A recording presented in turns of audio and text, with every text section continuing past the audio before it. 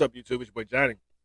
Back in here with one more reaction video. And today, I'm here to drop off some wisdom from one of my OGs, man. Mr. Thomas Sowell. If you don't know who he is, definitely check him out, man.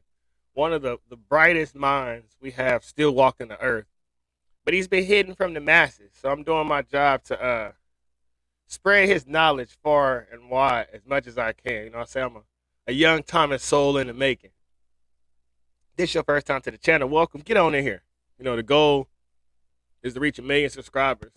But really, if we can reach 100 million subscribers and start 100 million thought-provoking conversations, we kill all of the narratives in the world. We just spirits encased in human flesh, trying to figure out this thing called life. We're not nearly as divided as the media would want you to think. And we here to be the wake-up call that the world needs. So if you like what you hear in the video, share this thing far and wide. Let's talk about the current black culture from Thomas Sowell's point of view. The counterproductive redneck culture that eroded away over the generations among both whites and blacks has been rescued after the 1960s by a multicultural ideology that has made this residual survival among ghetto blacks a sacrosanct badge of racial identity, not to be tampered with by teachers or criticized by others, under pain of being labeled racist. It should also be noted that both cultural transformations within the South and a large return migration of blacks to the South in the late 20th century make the redneck culture no longer a regional phenomenon, but a largely urban ghetto phenomenon, North and South, with a certain amount of outward diffusion to middle-class black youngsters especially. Blanket application of the term racism as a causal explanation, as distinguished from simply an epithet, cannot explain why blacks who were living in white neighborhoods at the beginning of the 20th century could no longer do so 2 decades later or 5 decades later. After all, those who lived interspersed among whites in the earlier period were of the same race as those who could not do so in the middle of the 20th century. The Ku Klux Klan was certainly a racist organization, but that description cannot explain why it began to make major inroads among whites in northern states after a mass migration of blacks from the South had moved into those states.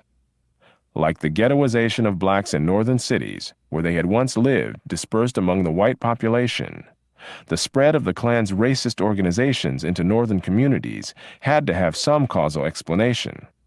It is hard to see these two major retrogressions in race relations as mere coincidences that just happened to occur after the migrations of southern blacks into northern cities. In short, cultural differences have had a major economic and social impact. Despite a tendency to attribute black-white differences in the United States to a legacy of slavery, blacks from the West Indies also had a history of enslavement, but brought with them to the United States a very different culture that was reflected in such things as differences from the native-born black population in entrepreneurship, education, and imprisonment rates. And you can let me know in the comments below, but I don't think there's a race of people that haven't been enslaved. I think it was called the slave trade, not the slave steal. So to have the debate about critical race theory and what should be taught in our children's schools, well, for myself, history started before slavery. And if all you're teaching children is you were a slave and that's it, well, what are you doing? If you would listen to Napoleon Hill or a Bob Proctor or Earl Nightingale or any other of the great stoic guys, they all say that we become what we think about. So what are we doing by trying to get the masses of young children to be put in groups of oppressor or oppressed? If you've seen the movie the Stanford Prison Experiment, you know where this is going to lead. Say no to critical race theory. I challenge all parents to speak out against this. It's total indoctrination, and it's not what our children need. In short, what the two groups of blacks shared was a history of enslavement, but what they did not share was the redneck culture. The disproportionate number of prominent blacks who came out of small enclaves of transplanted New England culture in the South likewise underscores the impact of cultural differences. While only circumstantial evidence is possible on the connection between the cultural characteristics of Southern rednecks or crackers in the past and those of ghetto blacks today, that evidence is considerable.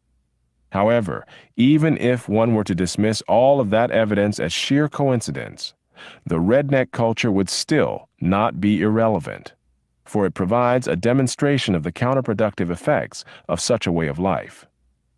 External explanations of black-white differences, discrimination, or poverty, for example, seem to many to be more amenable to public policy than internal explanations such as culture.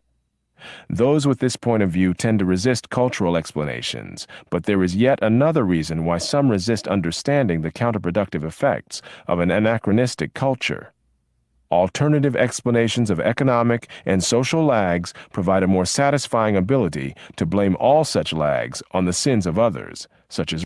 And I just had to pause because this image of having people out in the street, as I've said time and time and time again, slavery is still alive because I don't need to control your body if I can control the way you think. If I show you an image on TV, if I can make millions of people go out in the street, I'm in control. You may not see it, you don't know it, but I still control your actions.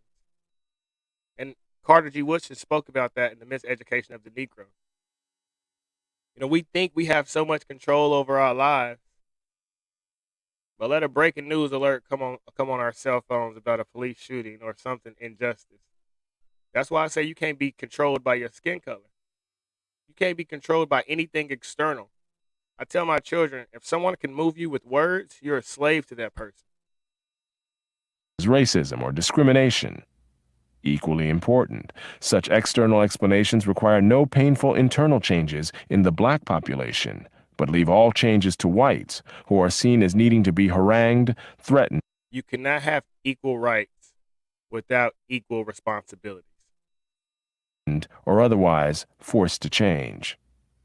In short, prevailing explanations provide an alibi for those who lag, and an alibi is for many an enormously valuable asset that they are unlikely to give up easily. As Eric Hoffer put it, there are many who find a good alibi far more attractive than an achievement, for an achievement does not settle anything permanently. We still have to prove our worth anew each day. Yeah. We have to prove that we are as good today as we were yesterday.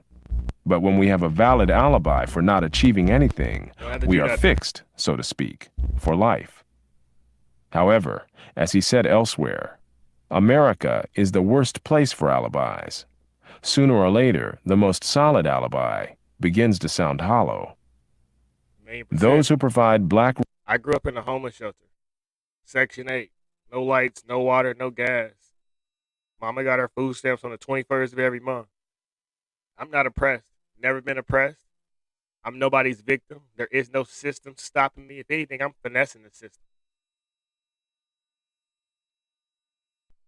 Somebody got to speak the truth. You can go as far as you want to in life. There are no limitations.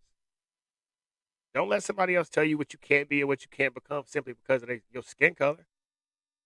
Why would you let someone control your destiny?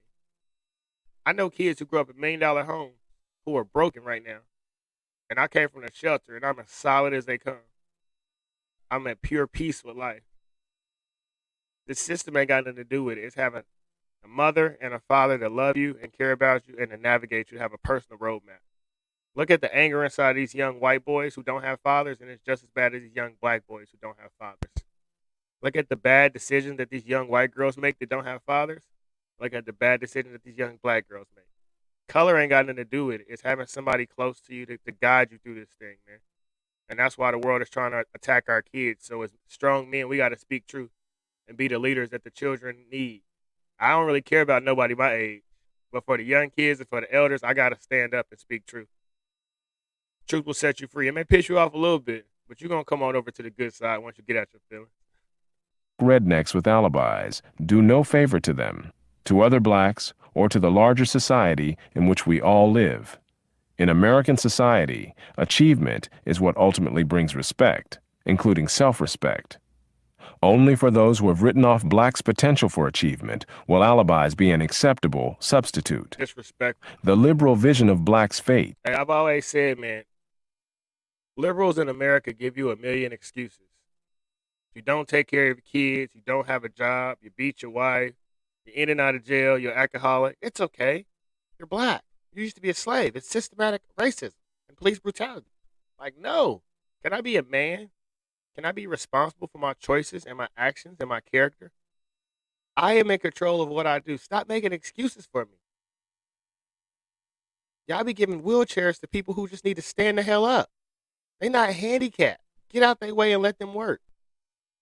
As being almost wholly in the hands of whites is a debilitating message for those blacks who take it seriously, however convenient it may be for those who are receptive to an alibi.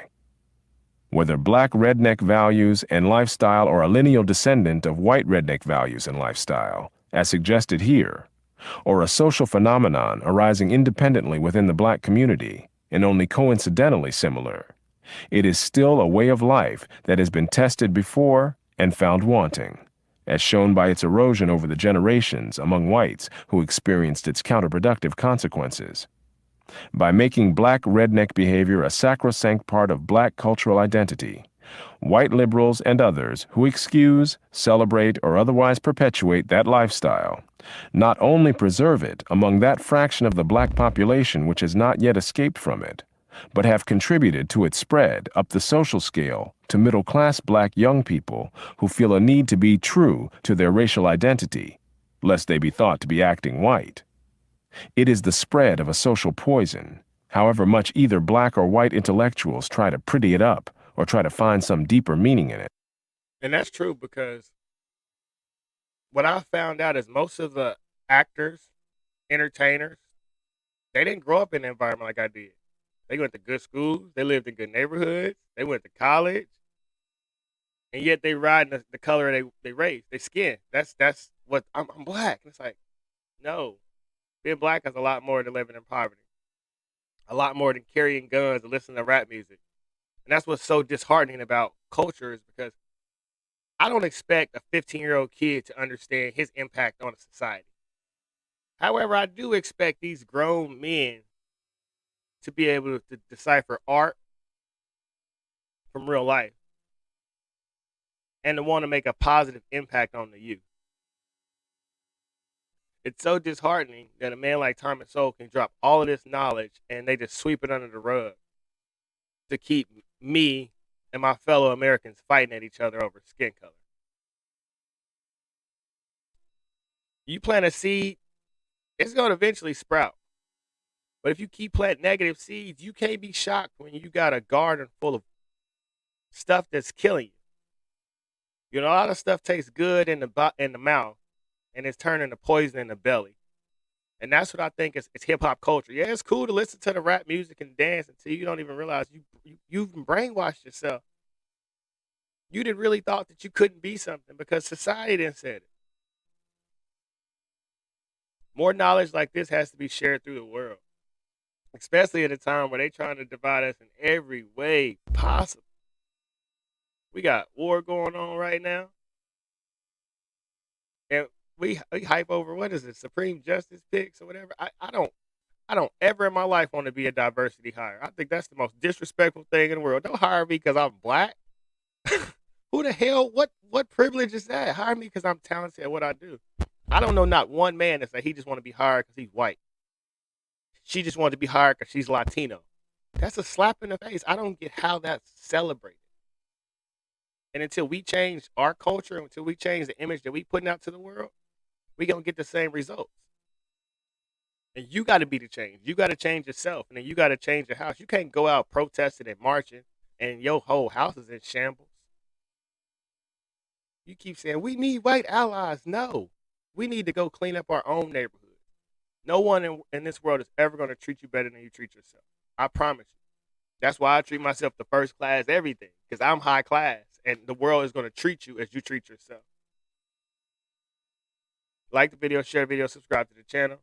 I'm going to keep dropping knowledge throughout these fun music reactions, but we're just going to wake up the masses one video at a time, man. There's no limits on what you could do in life. Everything you see around you was a thought. What are you going to think of and it manifests into reality?